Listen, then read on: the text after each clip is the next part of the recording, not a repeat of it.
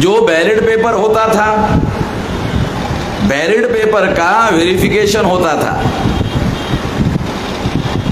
क्योंकि ballot paper जब डाला जाता था बंद करके तो काउंटिंग में उसको खोला जाता था, और खोलकर जितने पार्टी के लोग होते थे सब लोगों को दिखाया जाता था, देखो भाई ये पार्टी को वोट मिला है। इस तरह से वेरिफिकेशन होता था। अब ईवीएम मशीन में कागज तो होता नहीं था, तो इलेक्ट्रॉनिक वोट होता है। इलेक्ट्रॉनिक वोट का मतलब होता है अगर आपने बटन दबाया तो इलेक्ट्रॉनिक रिकॉर्ड में जमा होता है, और इलेक्ट्रॉनिक रिकॉर्ड में जो चीज जमा होती है वो आंखों से दिखाई नहीं देती। आंखों से दिखाई नहीं देती, इसलिए अंग्रेजी में शब्द है ये ट्रांसफरेबल नहीं है, यानी पारदर्शी नहीं है। कागज दिखाई देता है, कागज में लगा हुआ स्टैंप भी दिखाई देता है, ईवीएम में डाला हुआ जो वोट है वो आंखों से दिखाई नहीं देता, इसलिए उसका वेरिफिकेशन नहीं होता। हमारे लोगों को पता ही नहीं है, जानकारी ही नहीं है। जब वो ईवीएम मशीन में जाता है तो वो केवल इलेक्ट्रॉनिक रिकॉर्ड है। जो बैलेट पेपर होता था वो फिजिकल रिकॉर्ड है। The difference between physical record and electronic record. Electronic record आंखों से दिखाई नहीं देता, वो इलेक्ट्रॉनिक रिकॉर्ड में जमा होता है। जो बैलेट पेपर है वो फिजिकल रिकॉर्ड है, वो आंखों से दिखाई देता है। आप बैलेट पेपर पर स्टैंप लगाते हो, फिर अपने ही हाथों से फोल्ड करते हो, फोल्ड करके बैलेट बॉक्स में डालते हो, काउंटिंग के लिए उसको निकाला जाता है, फिर खोला जाता है, फिर देखा जाता है। ईवीएम मशीन में ऐसा कुछ भी नहीं है। ईवीएम मशीन में आपने वोट डाला, वो इलेक्ट्रॉनिक रिकॉर्ड में जमा हो गया। इलेक्ट्रॉनिक रिकॉर्ड में जमा होने के बाद वो इलेक्ट्रॉनिक मशीन में गया। इलेक्ट्रॉनिक वोटिंग मशीन में जाने के बाद उस मशीन ने, मान लो आपने पंजे पर डाला, मान लो आपने पंजे पर डाला, ईवीएम मशीन में गया, इलेक्ट्रॉनिक रिकॉर्ड में गया। इलेक्ट्रॉनिक रिकॉर्ड ने उसको पंजे को डाला हुआ वोट जो है बीजेपी का जो कमल का निशान है उस पर ट्रांसफर कर दिया। जो इलेक्ट्रॉनिक रिकॉर्ड है, वो जो मशीन है, उसने कमल के फूल पर ट्रांसफर कर दिया। अब ये जो कमल के फूल पर ट्रांसफर कर दिया, ये अंदर ही अंदर हो रहा है, बाहर नहीं हो रहा है, क्योंकि आपका वोट अंदर गया, ईवीएम मशीन में गया, इलेक्ट्रॉनिक रिकॉर्ड में गया। ये जो इलेक्ट्रॉनिक रिकॉर्ड में आपका जो वोट गया, वो आपके जहां आपने बटन दबाया वहीं पर जमा हो गया। इसका कोई वेरिफिकेशन नहीं। वो जो वोट है आपने दबाया पंजे पर, और वो इलेक्ट्रॉनिक रिकॉर्ड में जाने के बाद जमा हो गया कमल के फूल पर। मशीन के अंदर हो गया, बाहर दिखाई देता नहीं। ये टेक्नोलॉजी है। अमेरिका, जापान, जर्मनी, ये दुनिया की सबसे बड़ी टेक्नोलॉजी वाले देश है। उन्होंने ईवीएम मशीन बनाया। उनको पूछा गया, क्या आप ईवीएम मशीन से अपने देश में चुनाव करवाते हो? तो उन्होंने कहा, हम गधे हैं क्या? हैं? हम गधे हैं? हम गधे नहीं हैं। हमारे देश में बैलेट पेपर पर चुनाव होता है। अमेरिका, जापान और जर्मनी ये दुनिया की सबसे ज्यादा टेक्नोलॉजी में एडवांस कंट्री है। वहां तीनों देशों में बैलेट पेपर से चुनाव होता है, क्योंकि ईवीएम मशीन में टेम्परिंग होना तय है, ऐसा वो मानते हैं। अमेरिका मानती है, जापान मानता है, जर्मनी मानता है कि इसमें घोटाला संभव है।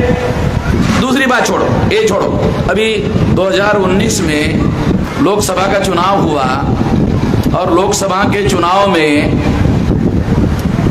सारे देश का छोड़ो, क्योंकि जब आपके घर में खिचड़ी पकती है तो घर की महिलाएं जो है चावल के सारे दाने दबाकर देखती है क्या? एक दाना दबाकर देखती है? एक ही दाना दबा के देखती है ना। देखो वो उसको मालूम है कि खिचड़ी का एक ही दाना दबाकर देखा जाता है। तो एक दाना दबाकर देखा तो उसको समझ में, हाँ खिचड़ी पक गई। सारा चावल दबाकर नहीं देखती है खिचड़ी का, इसलिए मैं भी एक ही दाना दबाकर दिखाता हूं। और छोटा मोटा दाना क्या दबाने का, अमेरिका का ही दबा देता हूं। तो आप लोगों को पता चल जाएगा कि अमेरिका में ये जो ईवीएम का और टेक्नोलॉजी का वोट जो डाला जाता है, अमेरिका के मशीन पर, जापान के मशीन पर, जर्मनी के मशीन पर ये चुनाव 2019 का चुनाव जिसमें नरेंद्र मोदी प्रधानमंत्री बने, वाराणसी में चुनाव हुआ। नरेंद्र मोदी ने वाराणसी से चुनाव लड़ा।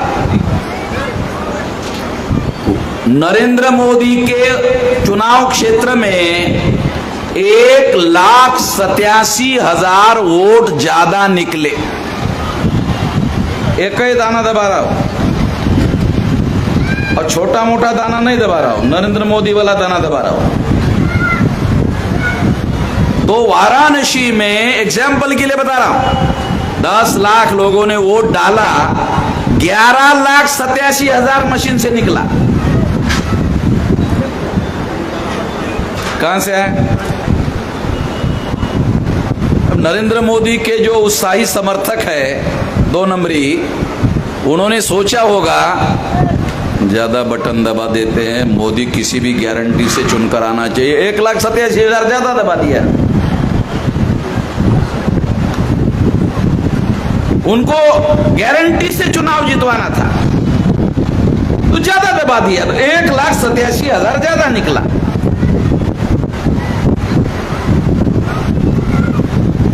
अब नरेंद्र मोदी के चुनाव क्षेत्र में 1,87,000 वोट ज्यादा निकला। सारे देश का दाना दबाना जरूरी है। नरेंद्र मोदी का ही उदाहरण लेने से आपको समझ में आएगा कि ईवीएम में सारे देश भर में क्या खेल खेला गया होगा।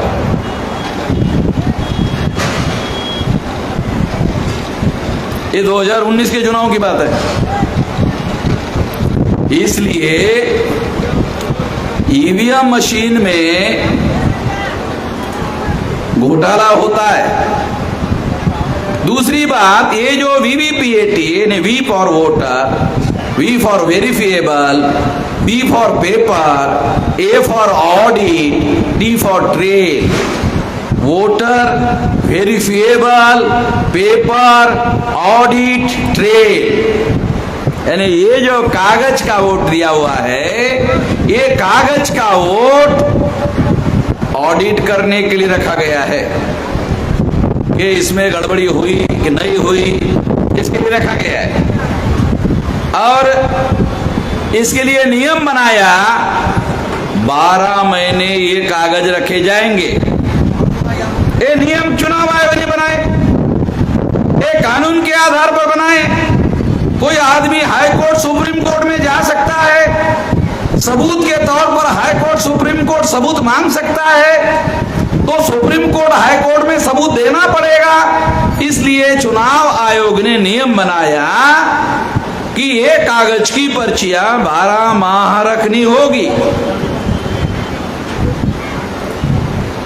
बाद में चुनाव आयोग को पता चला कि वामन मेश्राम जैसे लोग जो है वो ध्यान रख रहे हमारे बदमाशी पर।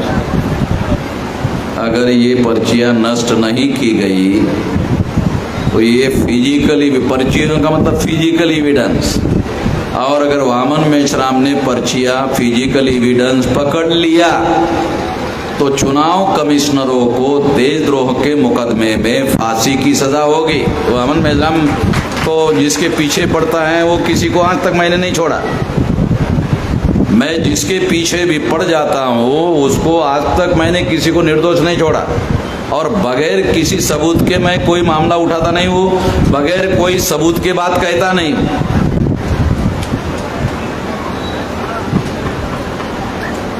नरेंद्र मोदी दुनिया भर के लोगों के पैसे के घोटाले पकड़ रहा है, पकड़ रहा कि नहीं पकड़ रहा? मेरे घोटाले के बारे में भी देखा होगा। अरे तो फकीर आदमी, फकीर के पास क्या होगा? ये तो साला दूसरे के घर में खाता है, फिर लाइन लगाकर लोग उसको पैसा देते हैं, फिर वो पैसा भी लेता नहीं है, वो भी उसके नाम पर कोई अकाउंट नहीं है, तो इसको पकड़ा कैसे जाएगा? सीआईडी उसके पास है, सीआईडी उसके पास है, सारी एजेंसियां उसके पास है, सारी जांच पड़ताल कर लिया, करने के बाद पता चला अरे वामन मेश्राम तो फकीर आदमी है, उसको नहीं पकड़ा जा सकता। तो इसलिए वो हमें कोई पकड़ने वाला नहीं है, क्यों? हम फकीर हैं। हमारे नाम पर 10 बाय 10 का कमरा कोई दिखा नहीं सकता। गरीब से गरीब आदमी का साला झोपड़ा होता है, मेरे नाम पर तो झोपड़ा भी नहीं मिलता है, नगर पालिका में रजिस्टर करना पड़ता है झोपड़े को भी, तो झोपड़ा भी नहीं मिलता। अब जिसके नाम पर साला झोपड़ा भी नहीं मिलता है उसको पकड़ा कैसे जाएगा? ये संकट है। और इस वजह से नरेंद्र मोदी का नाम लेकर मैं बोलता हूं, मगर नरेंद्र मोदी पर मुझे दया आती है, क्योंकि नरेंद्र मोदी के पास कुछ नहीं है, सारा आरएसएस के पास है। अगर ये सरकार बदल गई और इस सरकार को बदलने में हमारा कोई रोल रहा तो जो पर्दे के पीछे सत्ता चला रहे हैं उनको हम पकड़ेंगे, नरेंद्र मोदी को नहीं, उसको पकड़ेंगे। जो पर्दे के पीछे चला रहे हैं उसको पकड़ेंगे। अब वो आरएसएस के लोग हैं, अब वो ब्राह्मण लोग हैं, कोई नहीं चला रहा है, वो आरएसएस के ब्राह्मण लोग चला रहे देश को, नरेंद्र मोदी नहीं चला रहा है। नरेंद्र मोदी को मीडिया में फोटो निकालने के लिए रखा गया है, नरेंद्र मोदी को मीडिया में फोटो निकालने के लिए रखा है, तो वो अलग अलग फेटा बांधता है, अलग अलग फेटा बांध के फोटो निकालता रहता है। हर जगह जाके जिस प्रदेश में जाएगा उस प्रदेश का फेटा बांधता है, फोटो निकालता है। गुजरात में जाएगा तो गुजरात का फोटो निकालता है, उड़ीसा को जाएगा उड़ीसा का फोटो निकालता है। गांव के लोग जैसा फेटा वो ऐसा ही फेटा बांधता है, क्योंकि उसके पास कोई काम धंधा तो है नहीं, तो वो तो साला फोटो तो निकाला जाएगा, कम से कम फोटो निकालता रहता है। वो फोटो निकालने के काम में लगा हुआ है, उसके पास कोई पावर नहीं है। आरएसएस के लोगों के पास पावर है, आरएसएस के लोग फैसले कर रहे हैं। कैबिनेट सेक्रेटरी होता है वो ब्राह्मण है, हर मंत्रालय में चीफ सेक्रेटरी होता है हर मंत्रालय का वो ब्राह्मण है, तो वो सारे आरएसएस के ब्राह्मण लोग हैं, वो आपस में मिलकर सारा इंप्लीमेंट करते हैं। तो नरेंद्र मोदी को मीडिया में फोटो निकालने के लिए रखा हुआ है, तो उस पर तो दया करना चाहिए ना भाई, उस पर तो दया करना चाहिए। अरे यार मोदिया, तेरी बहुत दुर्गति किया आरएसएस के लोगों ने, तेरे ऊपर दया करना चाहिए। जब दया करेंगे तेरे को छोड़ देंगे, मगर जो असली सत्ता चलाने वाले लोग हैं उनको नहीं छोड़ेंगे, उसको पकड़ेंगे। मगर पकड़ने के लिए ये 2024 में इन लोगों को बदलना होगा। तो बदलने के लिए भी आने वाले समय में हम लोग, हमारी जो भी संगठित शक्ति सारे देश भर में है, देखो जब दो शक्तिशाली गठबंधन बहुत ताकत से लड़ते हैं तो 1% वोट जो है ना, वो सारा खेल इधर का उधर हो जाता है। 1% वोट जो है या तो उसको हरवा देता है या तो जितवा देता है। तो हमारे पास हो सकता है 1% हो, ज्यादा है, मगर हम लोग जितवाने में भी रोल प्ले कर सकते हैं, हरवाने में भी रोल प्ले कर सकते हैं। तो 2024 में हम ऐसी कोई ताकत भाजपा और आरएसएस के लोगों के पास नहीं जाने देंगे जिससे संविधान को खतरे में डालने का काम वो कर सके। हम ऐसा कोई काम नहीं होने देंगे, इसके लिए हम लोग खबरदारी लेंगे, लेना हमारी जरूरत है और ये काम हम लोग करेंगे। इसके लिए निश्चित रूप से प्रयास करेंगे, कोशिश करेंगे। साथियों, हैरान करने वाली बात है, अगर आप 2000 तक भाजपा और कांग्रेस गठबंधन के आंकड़ों का चुनाव आयोग के रिकॉर्ड में जाके अध्ययन करो तो आपको पता चलेगा कि ये पार्टियां नीचे की तरफ जा रही हैं। मगर जैसे ही ईवीएम मशीन आई 2004 में ईवीएम मशीन आई, कांग्रेस ने 2004-2009 में पूर्ण बहुमत की सरकार बनाई। कांग्रेस को कभी भी पूर्ण बहुमत नहीं मिल रहा था। 2000 का आंकड़ा देखो, 2000 तक आप 80 से लेकर जब 78-77 में जनता पार्टी का प्रयोग हुआ और कांग्रेस की सत्ता गई, उसके बाद से कांग्रेस को बहुमत मिलना बंद हो गया था और ये धीरे धीरे 2000 आते तक और ज्यादा परिस्थिति खराब हो गई। ईवीएम मशीन आते ही कांग्रेस की सरकार बन गई। 2004 में 2009 में ईवीएम में घोटाला करके उन्होंने सरकार बनाई। ये बात अडवाणी को मालूम थी, ये बात आरएसएस भाजपा के लोगों को मालूम थी और उन्होंने, अडवाणी ने यह ऐलान किया था कि इसके विरोध में मैं सारे देश भर में रथ यात्रा निकालूंगा। ईवीएम का घोटाला पर्दाफाश करने के लिए मैं सारे देश भर में रथ यात्रा निकालूंगा, अडवाणी ने घोषित किया था। इसलिए कांग्रेस ने आरएसएस के साथ समझौता किया और आरएसएस को कहा अडवाणी को रोको, सरकार तुम बना लो, अडवाणी को रोको, सरकार तुम बनाओ। तो आरएसएस ने अडवाणी को रोका, जबकि सेंट्रल लेवल पर दो बड़े नेता थे, अटल बिहारी अडवाणी। भाजपा को इतना बड़ा दल बनाने में दो बड़े लोगों का हाथ है, अटल बिहारी अडवाणी। अटल बिहारी जब निष्क्रिय हो गए, चले गए सेहत के हिसाब से, तो अडवाणी ही सबसे बड़े नेता रहे। बीजेपी में अडवाणी के मुकाबले का कोई नेता नहीं था।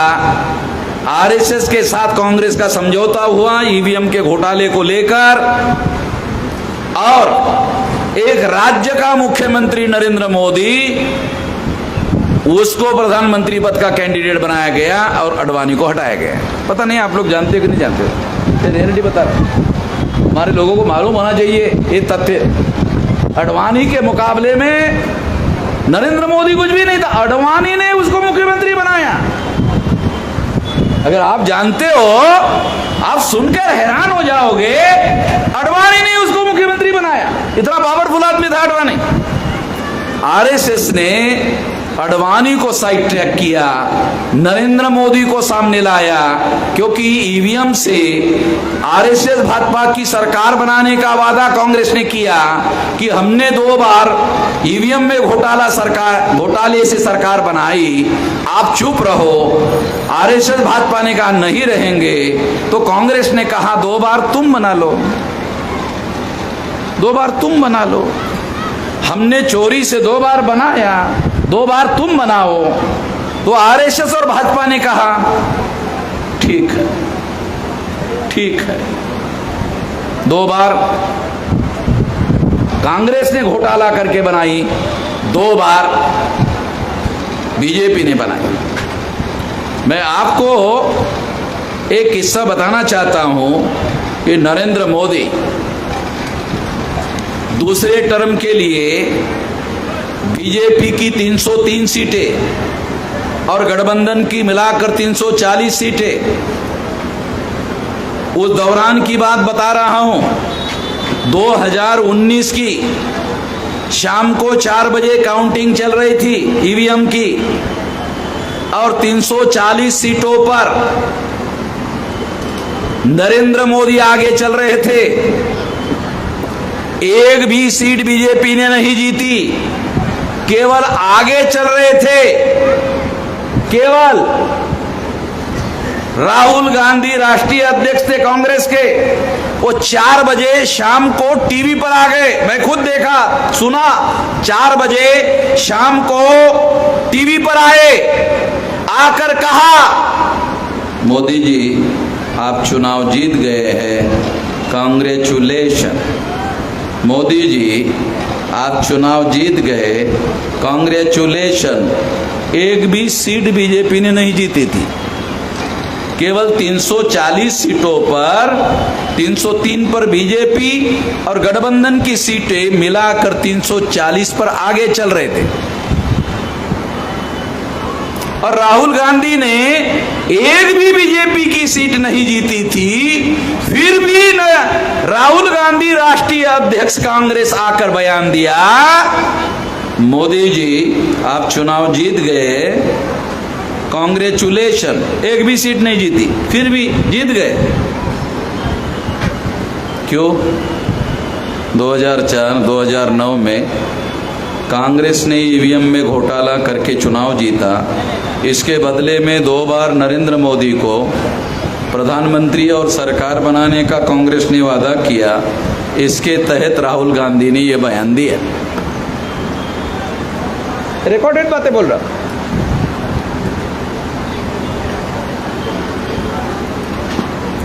साथियों, ये सारा का सारा खेल ईवीएम मशीन का है और ईवीएम मशीन का भारत में केवल 2 ही पार्टियों को फायदा हुआ, कांग्रेस को और बीजेपी को।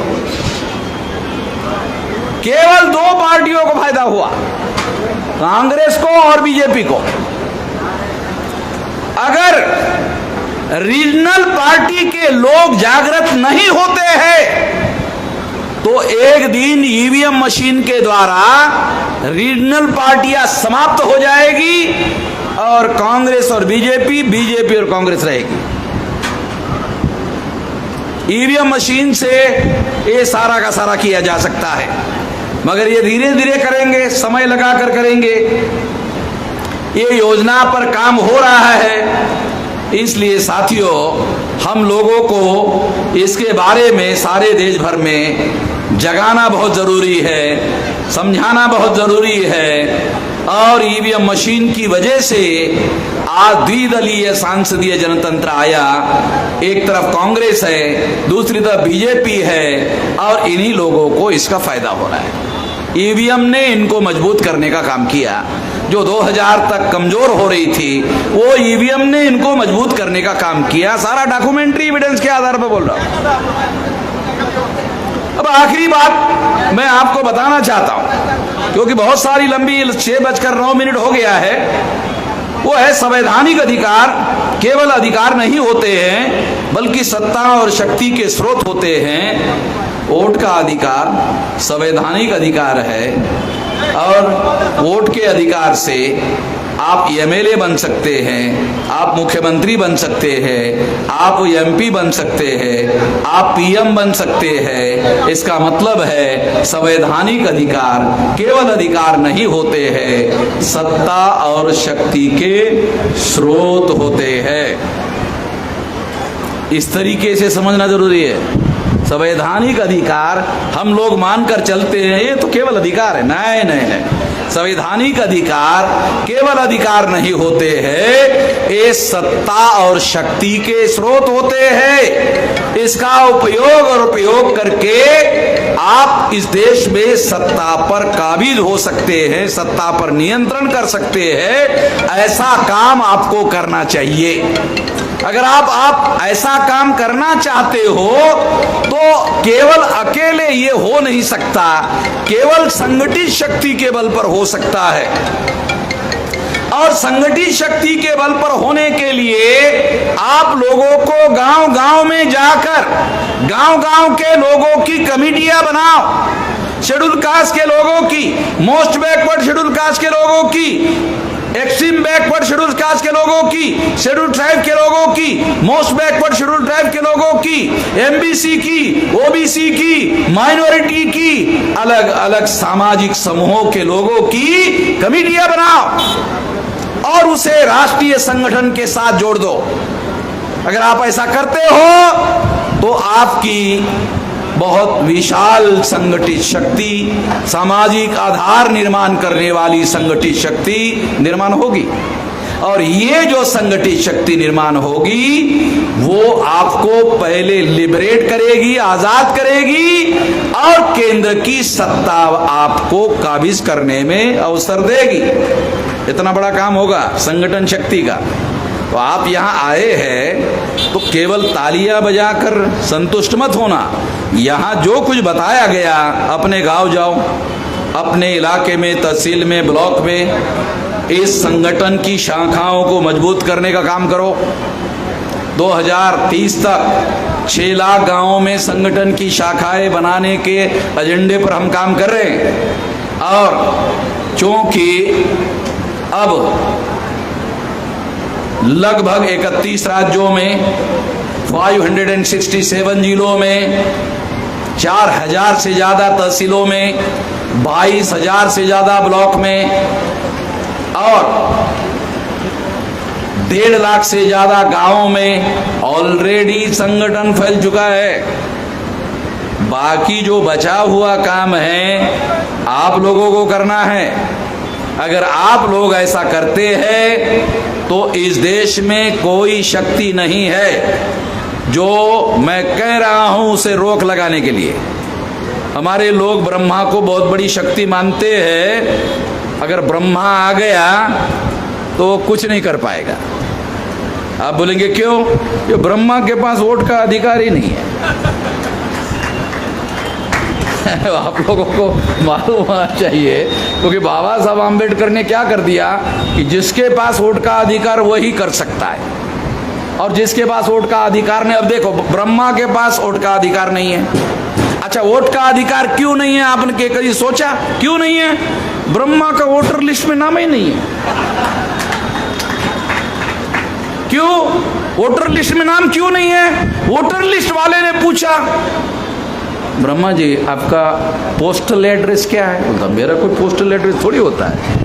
तो कहा वोटर लिस्ट में जिसका पोस्टल एड्रेस होता है उसी का नाम होता है, अन्यथा होता ही नहीं है।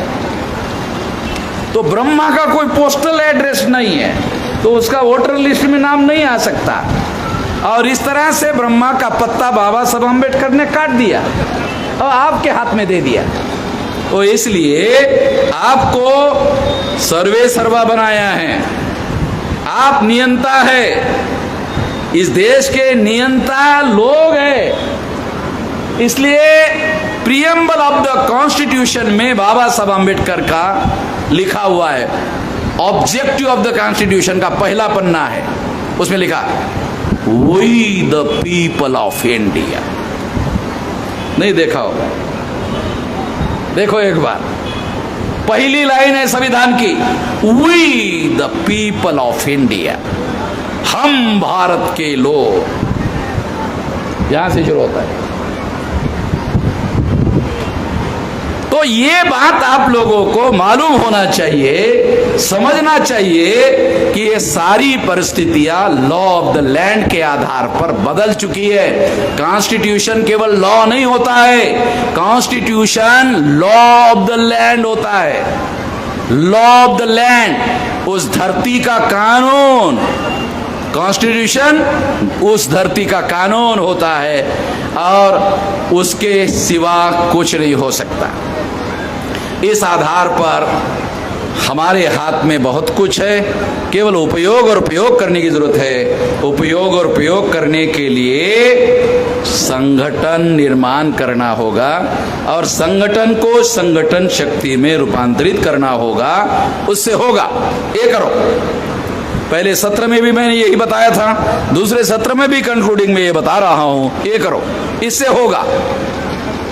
यहां कुछ नहीं है। आप लोग बोल रहे ब्रह्मा का लिखा, ये बाबा साहब ने लिख दिया, ये ब्रह्मा का लिखा हुआ था वो खत्म कर दिया, बाबा साहब का लिखा हुआ है, इससे होगा, ऐसा करो। धन्यवाद।